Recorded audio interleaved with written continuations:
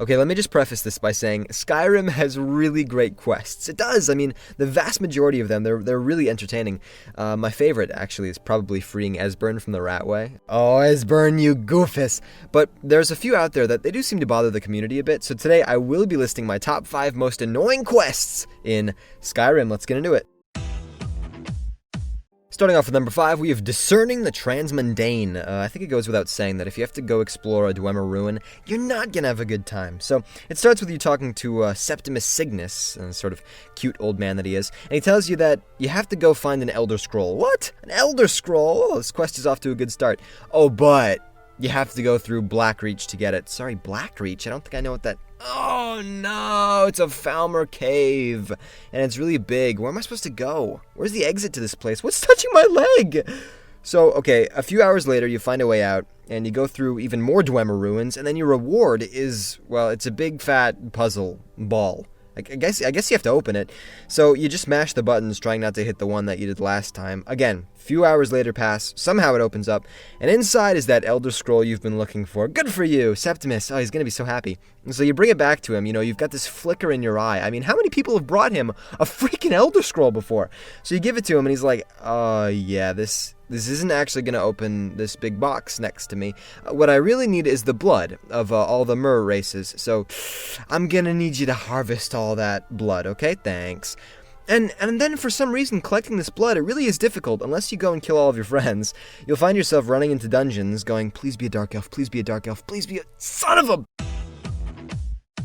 Number 4, we have Composure, Speed, and Precision. I didn't even realize this had a name until now. I guess that's because this is an unmarked quest, but this is the one up at Angie's camp. She says, hey, if you're ever looking to practice your archery skills, I'd love to be condescending and make you feel bad about yourself. So you think, yeah, I'm up for the challenge. So essentially, there's 4 separate rounds, and each one is harder than before, and each one focuses on you trying to hit a target, or multiple targets, in a certain way, or in a certain amount of time. It gets pretty tough, really. By the second round, you already have to hit 3 different targets in under 8 seconds. I mean, I can hardly miss Lydia in a wide-open cave. You expect me to do that? Plus, she's got this weird thing where you can only use practice arrows. I mean, you look and they're just as sharp. I can still kill someone. Okay, fine. Give me the practice arrows. And then she gives you 10. 10 arrows. Lady, I'm going to fail this 15 more times. I need at least like 200 more arrows. No, you know what? I've got 900 steel arrows. Just let me use... Oh, forget it. So... If you don't have great accuracy, this quest is going to be a huge pain to do, but if you do complete it, you do get a really cool weapon called Angie's Bow, and it's got a really fast attack speed. So, I don't know. It's up to you whether you can keep your composure. Number 3, we have Touching the Sky. This is in the Dawnguard DLC, and this is a real pain in the neck. I mean, I wish I could say it was the vampires doing that. See, Serana wants to find this rare artifact called Oriel's Bow, and I really did not want to. I mean, I told her that, but she pulled the whole, my mom doesn't love me, my dad's trying to kill me, so it's like, alright, I'll help you get the bow.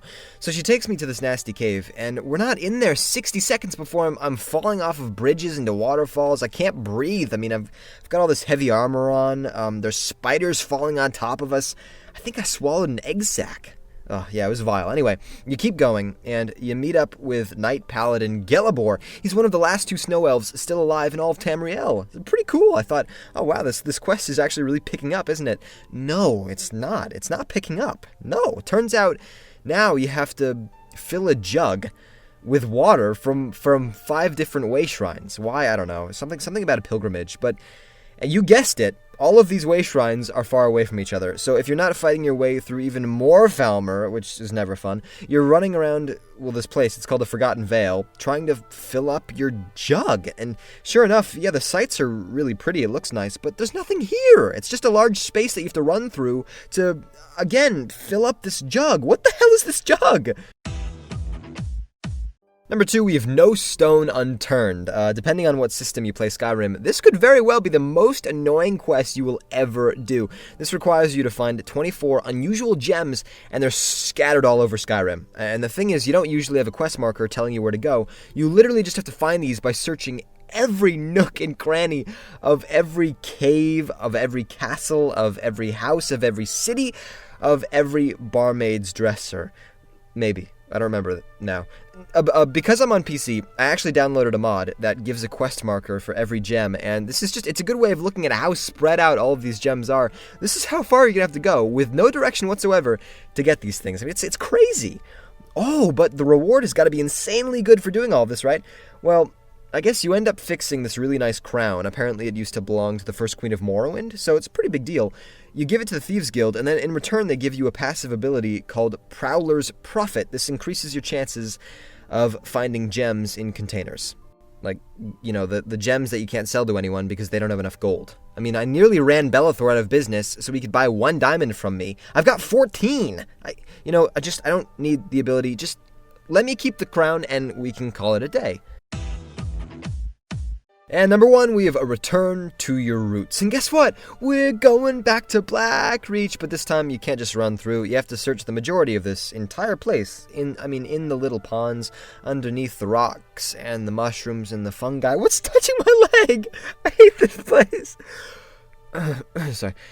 You do this because there's a quest you can pick up if you go inside of Sindarian's field laboratory. This is one of the first buildings you'll find when you go in. There's a man here named Sindarian, and he spent his life studying the Nirnroot plant. And like, I don't mean spent a long afternoon with them thinking, wow, this constant ringing is literally gonna drive me insane. I might just go kill my family.